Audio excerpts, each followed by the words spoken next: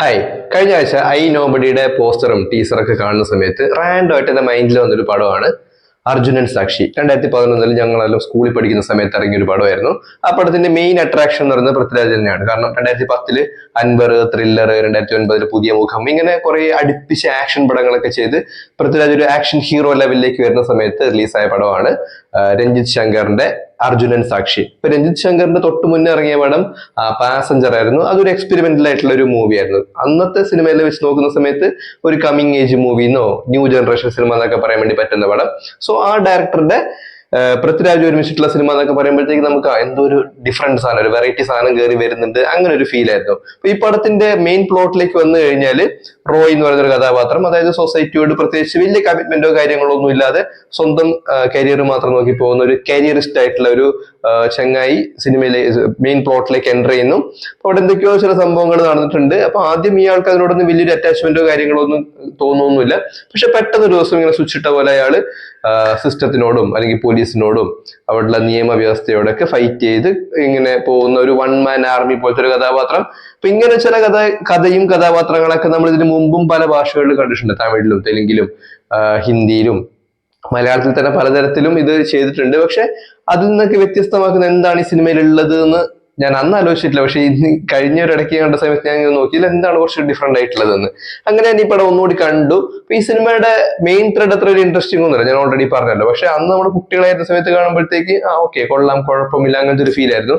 Actually ഇതിന്റെ സ്റ്റോറിയിലേക്ക് വരുന്ന സമയത്ത് ഞാൻ നേരത്തെ പറഞ്ഞ സംഭവം തന്നെയാണ്. അതായത് സൊസൈറ്റി അല്ലെങ്കിൽ ഈ പറയുന്ന സിസ്റ്റം, നിയമം, അതിനുള്ളിൽ നിന്ന് ഫൈറ്റ് ചെയ്തുകൊണ്ടിരിക്കുന്ന ചില നന്മമര കഥാപാത്രങ്ങൾ ഉണ്ടാകും. ഈ പടത്തിലേക്ക് വന്നു കഴിഞ്ഞാൽ മുകേഷ് അവതരിപ്പിക്കുന്ന ഫിറോസ് മൂപ്പൻ എന്ന് പറയുന്ന കഥാപാത്രം എറണാകുളം ജില്ലാ കളക്ടറായിട്ട് അദ്ദേഹം എന്തൊക്കെയോ ചില പ്രൊജക്ടും കാര്യങ്ങളൊക്കെ ആയിട്ട് പോകുന്നുണ്ട്. കൊച്ചി മെട്രോ അങ്ങനെ എന്തോ പ്രൊജക്ട് ആണെന്ന് തോന്നുന്നു. അപ്പൊ ഇതിൽ വില്ലന്മാരായിട്ട് വരുന്നത് നമ്മുടെ ബിജു മേനോൻ, പിന്നെ ആരായിരുന്നു, പിന്നെ നമ്മുടെ ബ്ലാക്ക് സിനിമയിലെ പൂച്ചക്കൺ എന്നുള്ള ചങ്ങായി, പിന്നെ വേറെ സുരേഷ് കൃഷ്ണയുണ്ട് ഒരു മെയിൻ വില്ലനായിട്ട്. അപ്പൊ ഇങ്ങനെ ചില കഥാപാത്രങ്ങളാണ് മെയിൻ വില്ലന്മാരായിട്ട് വരുന്നത്.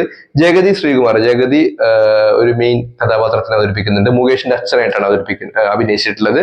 പിന്നെ വിജയരാഘവന്റെ പോലീസ് കഥാപാത്രം. പിന്നെ ഒരാളുള്ളത് നമ്മുടെ ആൻ അഗസ്റ്റിൻ ആയിരുന്നു.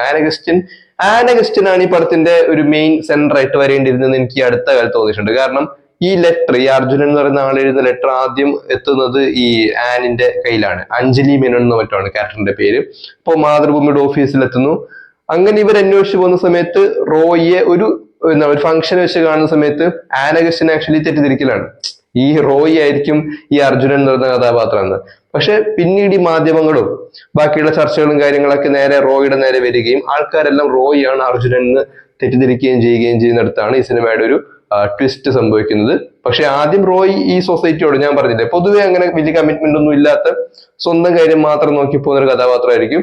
പക്ഷെ പിന്നീട് വില്ലന്മാരായിട്ടുള്ള ആൾക്കാർ ഇയാൾ അറ്റാക്ക് ചെയ്യുന്ന സമയത്താണ് ഇതിങ്ങനെ പോയാൽ പോരാ, അല്ലെങ്കിൽ ഈ സിസ്റ്റം മൊത്തത്തിലൊന്ന് മാറ്റേണ്ടതുണ്ട് എന്ന് അയാൾക്ക് തന്നെ ഒരു തോന്നൽ വരുന്നുണ്ട്. പിന്നെ അതിനെ ഒന്നുകൂടി ഫോഴ്സ് ചെയ്യുന്ന രീതിയിൽ ചില ഇൻസിഡന്റുകളൊക്കെ നടക്കുന്നുണ്ട്. ഈ ബിൽഡിംഗ് എല്ലാം കിട്ടുന്ന സമയത്ത് ഇയാൾ ആർക്കിടെക്ട് ആണല്ലോ, അപ്പോൾ അവിടെ ഈ ബാലു വർഗീസിന്റെ കഥാപാത്രം ബിൽഡിങ്ങിന്റെ മേലെ താഴെ വീഴുന്നതൊക്കെ ഉണ്ട്. പിന്നെ അതുകൂടാതെ ഈ 2-3 ട്രാഫിക് ജാമും പരിപാടികളൊക്കെ ഈ സിനിമയിൽ ഇടയ്ക്കിടയ്ക്ക് കാണിക്കുന്നുണ്ട്. അതായത് സിസ്റ്റം ഇങ്ങനെയൊക്കെയാണെന്ന് കാണിക്കണമല്ലോ. പിന്നെ നമ്മുടെ പോലീസിങ്ങിന്റെയും നിയമവ്യവസ്ഥയുടെയും നോർമലായിട്ട് ഒരു സിവിക് സെൻസുള്ള സൊസൈറ്റിക്ക് ചേരുന്ന രീതിയിലല്ല ഇവിടെ കാര്യങ്ങൾ പോയിക്കൊണ്ടിരിക്കുന്നത് എന്ന് കാണിക്കാനായിട്ട് കുറച്ച് ഇൻസിഡന്റുകൾ സിനിമയിൽ വരുന്നുണ്ട്. പിന്നെ സ്വാഭാവികമായിട്ടും ആ ക്യാരക്ടറിന് ഒരു ചേഞ്ച് വരുന്നുണ്ട്.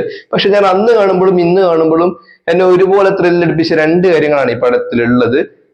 അതിലൊന്ന് ഈ പടത്തിന്റെ ആക്ഷൻ സീക്വൻസ് എന്ന് വെച്ചാൽ മൊത്തം ആക്ഷൻ അല്ല കേട്ടോ, ഒരു ചേസ് വരുന്നുണ്ട് ഈ പടത്തിൽ. നിങ്ങൾ ശ്രദ്ധിച്ചു, ഇന്റർവെല്ലിന് കുറച്ച് മുമ്പായിട്ട് ഒരു കിഡിലും ചേസ് വരുന്നുണ്ട്. അത് അന്ന് കാണുമ്പോൾ എനിക്ക് ഭയങ്കര അത്ഭുതമാണ് കേട്ടോ. എന്ന് വെച്ചാൽ മലയാള സിനിമയിൽ ഇതുപോലത്തെ ഒരു ചേസ്, അത് ഒരുപാട് സമയമുണ്ട്, ഒരു 8 മിനിറ്റോ മറ്റോ ഉണ്ടെന്ന് തോന്നുന്നു. ഇവരൊരു ഫോർച്യൂണറിൽ, ആൻ അഗസ്റ്റിനും പൃഥ്വിരാജും ഒരു ഫോർച്യൂണറിൽ പോകുന്ന സമയത്ത് ഒരു ഭാഗത്ത് ലോറി, 3 സൈഡിൽ കാറൊക്കെ ആയിട്ട് ഒരുപാട് സമയം ഈ ചേസ് ചെയ്യുന്ന കാണിച്ചുകൊണ്ടിരിക്കും. അന്ന് ഭയങ്കര അത്ഭുതമായി തോന്നി.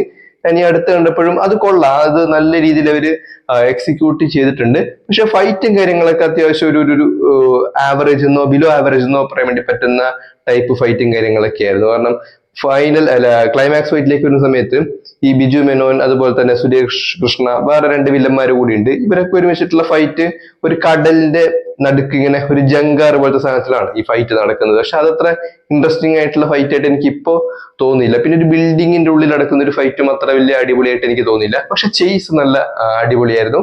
പിന്നെ ഞാൻ ഈ പടം ആദ്യം കാണുന്ന സമയത്ത് ഞാൻ അവസാനം വിചാരിച്ചത് ശ്രീനിവാസന്റെ കഥാപാത്രം മറ്റോ ഇങ്ങനെ കയറി ശ്രീനിവാസൻ അവസാനം കയറി വരും, ശ്രീനിവാസനായിരിക്കും ഈ അർജുനൻ, അങ്ങനെയൊക്കെ ഞാൻ വിചാരിച്ചിരുന്നു. പക്ഷെ അർജുനൻ ആരാന്നുള്ളത് പിന്നീട് ഒരിക്കലും അവര് ഇങ്ങനെ റിവീൽ ചെയ്തൊന്നുമില്ല. സിനിമയുടെ ക്ലൈമാക്സ് വരെയും അർജുനൻ ഹൈഡഡ് ആയിട്ടുള്ള ഒരു ക്യാരക്ടറാണ്. പക്ഷെ ഞാൻ ഈ കാര്യം മറന്നു പോയിട്ടുണ്ടായിട്ടോ. ഞാൻ കുറച്ചു മുമ്പ് ഈ പടം കണ്ട സമയത്ത് അർജുനനായിട്ട് ആരെങ്കിലൊക്കെ വരും തന്നെയാണ് ഞാൻ വിചാരിച്ചത്. എനിക്ക് തോന്നുന്നു അതൊരു ഫ്രഷ് ആയിട്ടുള്ള എലമെന്റ് ആണ്. നമ്മള് ഒരിടയ്ക്ക് ഇയാളെ മറന്നു പോയിട്ട് ഇയാൾ വരും എന്ന് വിചാരിച്ചിട്ട് ഇപ്പൊ കാണുന്ന സമയത്ത് ഓക്കെ ആള് വരില്ല എന്ന് ഉറപ്പായിട്ടുണ്ട്. പക്ഷെ സാധനം കൊള്ളാൻ, പരിപാടിയൊക്കെ അടിപൊളിയായിരുന്നു. പക്ഷെ ഫ്രഷ് ആയിട്ടുള്ള ഒരു പ്ലോട്ട് ആണെന്നൊന്നും പറയാൻ വേണ്ടി പറ്റില്ല.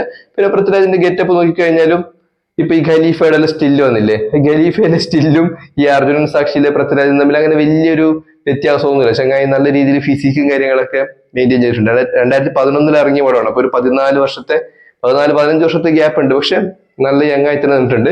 പിന്നെ ഫിസിക്കിന്റെ കാര്യം പറഞ്ഞപ്പോഴാണ് ഇതില് നമ്മൾ സിനിമയിലെ ആ കുറച്ച് സ്റ്റൗട്ട് ആയിട്ടുള്ള ഒരു ചങ്ങായില്ലേ, അയാൾ ഈ പടത്തിൽ ഒരു വലിയ ട്രാൻസ്ഫോർമേഷൻ നടത്തി മടങ്ങി വന്നൊരു സിനിമ കൂടിയായിരുന്നു അർജുനൻ സാക്ഷി. ആക്ടറിന്റെ പേര് ഞാൻ പറഞ്ഞു, വിജേഷ് എന്നോ മറ്റോ തോന്നുന്നു. നല്ല രീതിയിൽ ചേഞ്ച് ചെയ്തു, ഫേസ് കട്ട് മാറി, മൊത്തത്തിൽ ബോഡി മാറി, മുടിയെല്ലാം സ്ട്രൈറ്റ് ചെയ്ത് നല്ല കുട്ടപ്പനായിട്ട് തന്നെ അദ്ദേഹം ചെയ്തിട്ടുണ്ട്. പിന്നെ 2011 ഒരു ന്യൂ ഏജ് മൂവിന്നോ അല്ലെങ്കിൽ ന്യൂ ജനറേഷൻ പടം എന്നൊക്കെ പറയാൻ വേണ്ടി പറ്റുന്ന സിനിമ കൂടിയായിരുന്നു അർജുനൻ സാക്ഷി. മറ്റൊരു കാര്യം എനിക്ക് നന്നായി തോന്നിയത് ഈ പടത്തിന്റെ മ്യൂസിക് ആണ്. ബിജിപാലാണ് 2 പാട്ടുകൾ ചെയ്തിട്ടുള്ളത്. നല്ല ഇൻട്രസ്റ്റിംഗ് ആയിട്ടുള്ള പാട്ടായിരുന്നു. അതിൽ ഒരു പാട്ട് ഇടയ്ക്കിടയ്ക്ക് ഈ സൂര്യ ടിവിയിലും കിരൺ ടിവിയിലൊക്കെ പ്ലേ ചെയ്തുകൊണ്ടിരിക്കും, ഇടയ്ക്ക് വന്നുകൊണ്ടിരിക്കും. അതായത് ഇക്കാണും നാടകരംഗം, അങ്ങനെ ഒരു പാട്ടുണ്ട്. പിന്നെ അർജുനൻ സാക്ഷി എന്ന് പറയുന്ന ടൈറ്റിൽ ട്രാക്കും കൂടിയുണ്ട്. ഈ അർജുനൻ സാക്ഷി എന്നുള്ള ടൈറ്റിൽ ട്രാക്ക് കേട്ടിരിക്കാൻ നല്ല രസമാണ്. ഈ പടത്തിന്റെ തന്നെ ഒരു ഭാഗം ഇന്റർവെല്ലിന് ശേഷം ഉള്ള ഒരു നരേഷൻ ഉണ്ട് ഈ റോയുടെ ആ ഭാഗത്ത് ഈ ഒരു ട്രാക്ക് കയറി വരുന്നുണ്ട്.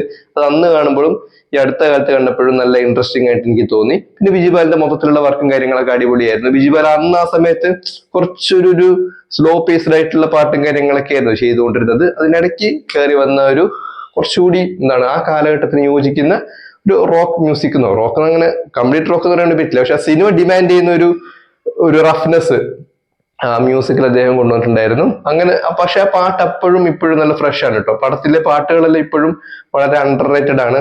യൂട്യൂബിൽ അങ്ങനെ വലിയ വ്യൂസോ കാര്യങ്ങളോ ഒന്നും ഇല്ല, പക്ഷെ കേൾക്കുമ്പോൾ ഒരു ഫ്രഷ്നെസ് ഫീൽ ചെയ്യുന്ന പാട്ട് തന്നെയായിരുന്നു.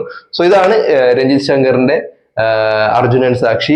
ഐ നോബഡിയുടെ ടീസർ കണ്ട സമയത്ത് ഇങ്ങനെ വെറുതെ എന്റെ മൈൻഡിലേക്ക് കയറി വന്ന സിനിമയാണ് ഈ അർജുനൻ സാക്ഷി. എന്റെ തലയിൽ പോയി സിനിമ ഉണ്ടായിട്ടില്ല കേട്ടോ. ഈ സിനിമയെ കുറിച്ച് ഞാൻ സംസാരിക്കണമെന്ന് വിചാരിച്ചതേ ഇല്ല. പക്ഷെ ടീസർ കണ്ടപ്പോഴത്തേക്ക് ഈ കഥാപാത്രം ഇങ്ങനെ ചിന്തിച്ചിട്ട് ഓക്കെ അർജുനൻ സാക്ഷി ഇങ്ങനെ ഒരു സ്വിച്ച് ഇട്ട പോലെയാണ് മൈൻഡിലേക്ക് വന്നത്. പക്ഷെ കണ്ടു കഴിഞ്ഞപ്പോഴത്തേക്ക് കണ്ടിരിക്കാൻ പറ്റുന്ന പടമാണ്. വളരെ കുറച്ചേ ഉള്ളൂ, 2 മണിക്കൂർ കഷ്ടിച്ച സിനിമയേ ഉള്ളൂ. സോ ഇതാണ് ആ പഴയ പടത്തിന്റെ ഇന്നത്തെ എപ്പിസോഡ് എന്ന് പറയുന്നത്. എന്താണ് ഈ സിനിമയെ കുറിച്ചിട്ടുള്ള നിങ്ങളുടെ അഭിപ്രായം അല്ലെങ്കിൽ ഓർമ്മകൾ എന്തെങ്കിലുമൊക്കെ ഉണ്ടെങ്കിൽ ഒന്ന് കമന്റ് ചെയ്യുക. നമുക്ക് അടുത്ത വീഡിയോയിൽ കാണാം.